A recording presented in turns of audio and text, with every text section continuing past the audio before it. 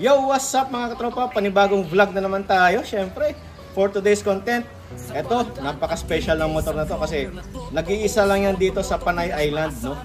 At ito yung Triumph na Rocket 3 Storm GT. Ayan, special edition yan mga katropa. So, samahan nyo ako at i-walk around review natin yung motor na to. Let's go! Get ready, drop the beat.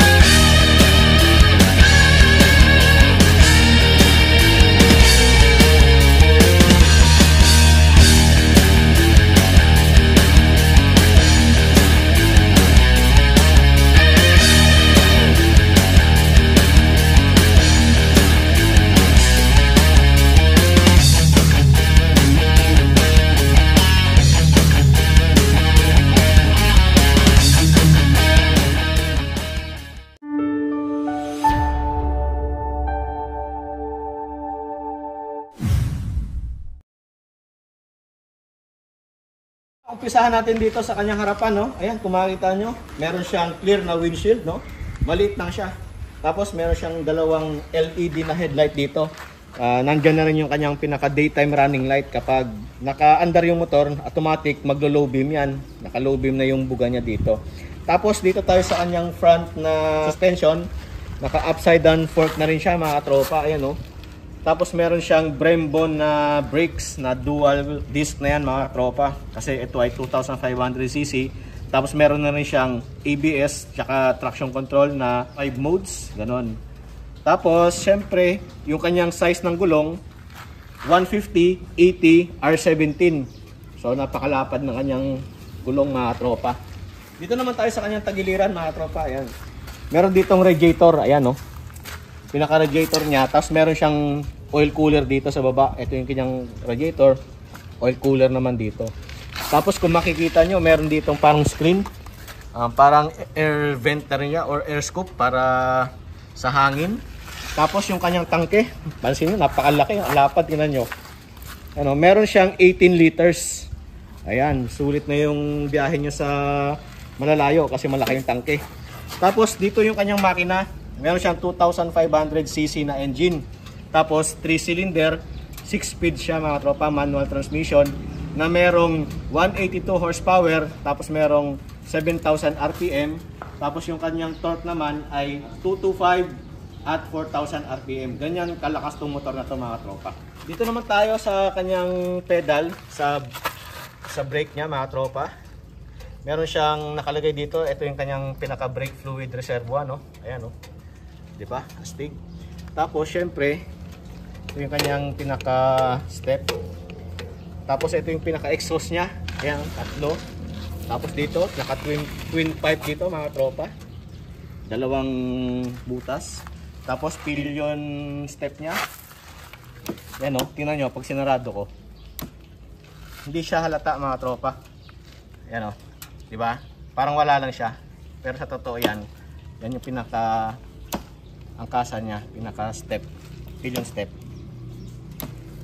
Tapos dito naman tayo sa kanyang rear na gulong. Meron siyang 240, 50, R16. So medyo maliit yung size ng kanyang mags pero malapad yung gulong niya mga tropa, malapad. Tapos ito yung kanyang upuan, no? Napaka-comfortable, no? Mababa yung seat height nito, nasa 750 mm. So kaya ng 5'4" na height katulad ko. Tapos ito yung kanyang pillion seat, meron na siyang backrest. Dito naman tayo sa kanyang likuran mga tropa. meron siyang LED na taillights. Pailawin natin.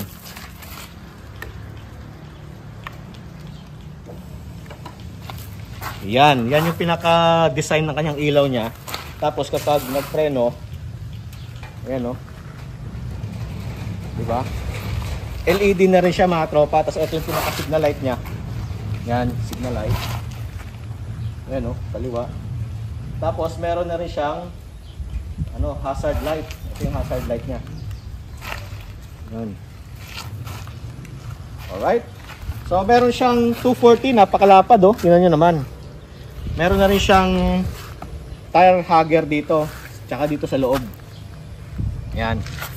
Dito naman tayo sa kanyang likurang brake mga tropa. Meron siyang Brembo brake na rin yung kanyang likod. Tapos meron na rin siyang ABS. Nga pala, ba't walang kadena to? Dahil ito ay naka-drive shaft mga tropa. So wala siyang kadena, naka-drive shaft siya. Ito naman yung pinaka-pillion step niya sa likuran, sa kabila. Pansin ko mga tropa, ito, meron din siyang exhaust dito, tambutso, kabilaan. Ang dalawa yung tambutso niya, pero hindi siya halata. Akala mo hindi siya tambutso, di ba? Tapos ito nga pala, oh, pansin nyo to, kung mag-change oil ka, dito yan i-refill yung oil niya, yung bagong oil. Ayan, dito. Tapos, ito yung pinaka-engine protection para iwas paso sa driver. Tapos kung mapapansin nyo dito, yung pinaka-chassis niya, nagmukha na siyang pinaka-engine na siya. Pinaka-makina na yung pinaka-chassis niya dito. Tapos, dito naman tayo, ito yung kanyang pinaka-cambio, yung pinaka-gear shifter niya. Tapos dito, napansin nyo mga tropa, meron siya dito. Ito yung coolant. Maglagay ka ng coolant dito yan. Yo mga tropa, dito naman tayo sa pinaka-panel niya, sa pinaka-handlebar niya, no? Dito, panoorin nyo dito. Meron na siyang cruise control, ayan. Alam niyo naman ibig sabihin ng cruise control. I-set nyo na sa speed nyo na gusto nyo. Wala nang throttle, under na yan. Tapos meron siyang mode. Ayan, no? Meron siyang rain, road, sport, rider. Ayan. Diyan siya magse-set kung anong gusto nyo, prefer na speed ang gusto nyo. Kapag rain, maulan, iwas skid dyan pag sinet nyo sa rain mode. Ayan. Walang skid yung rear tire nya. Dito naman tayo. Meron siyang heated grip. Ayan o. Ayan, meron siyang heated grip, no? Kapag malamig yung panahon, pwede siyang uminit para hindi kayo ginawin. Tapos meron na siya ditong low and high beam. Tapos meron ditong pinaka-switch ng ilaw. Pinaka-headlight niya. Ano, akala nyo passing light yan, pero headlight yan. Ano, hindi ko hinawakan. Passing light, headlight na rin siya. Ganun siguro. Okay. Dito naman tayo mga tropa, meron na siyang horn.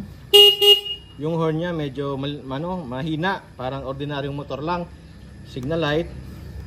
Meron ditong select mode, select. Ayan. Kapag nag-green kayo, select nyo lang. O, diba? Tapos dito naman mga katropa, ito yung kanyang pinaka-team, yung team niya. Pag mag-select kayo ng team mga katropa, ito, pindutin nyo lang tong ito. May yan, selector na left and right, up and down. So makikita nyo dito, halimbawa, ito, ililipat ko sa number 2. I-long press ko lang yon. Yan, magbabago yung pinaka-team niya mga katropa. Tapos, ito yung pinaka-niya, pinaka-RPM. Ito sa kabila. Ayan. Tapos, meron na siyang dito, yung pinaka-temperature niya. Yan, dito. Okay. Temperature niya, okay naman. Yan. Ayan, ito yung pinaka-number of kilometer niya, yung pinaka-odo niya. Tapos, dito yung magsiset ka ng time. 45 km per hour. Ayan, dyan lahat yan.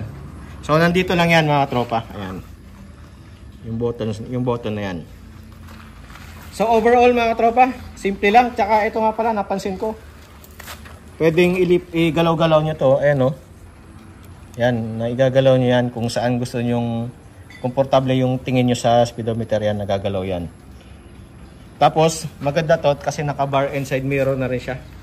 Ayan. So, maporma na talaga siya mga tropa. Ito, subukan naman natin yung pinaka, ano niya, riding position niya. Meron siyang 750mm. Ako ay nasa 5'4". So, ayun o, medyo nakatingkayat tayo. Pero kaya naman. Medyo naka-bend naman yung tuhod natin. Yan o. Pag nagda-drive tayo, ganyan yung itsura niya. Ayan. Astig, ayan o, di ba? Tsaka kapag dinadrive nyo naman siya, hindi naman siya ganun kabigat. Kapag nakatigil lang talaga siya mabigat.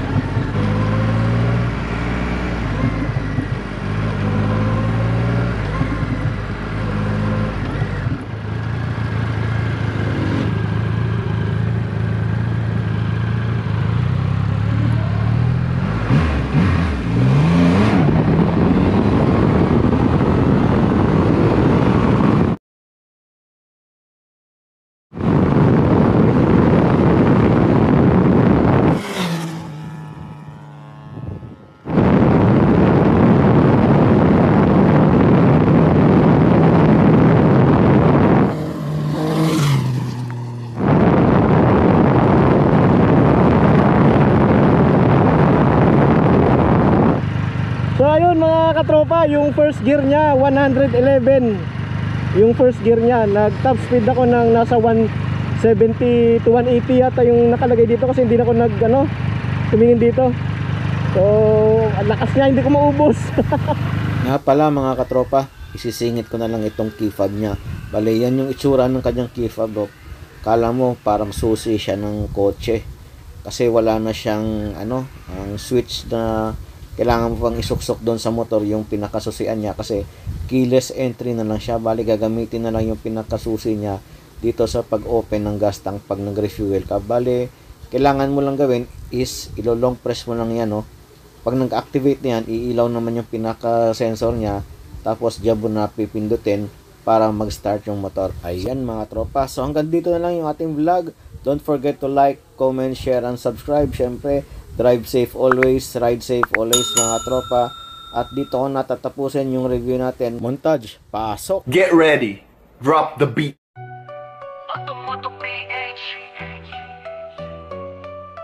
Sa pandaan, antique, isang vlogger na totoo. Si Otomoto PH, maasahan mo. Car reviews, motorcycle reviews, sa kanya matutunan sa bawat video. Sigurado kang hindi ka malulugi man.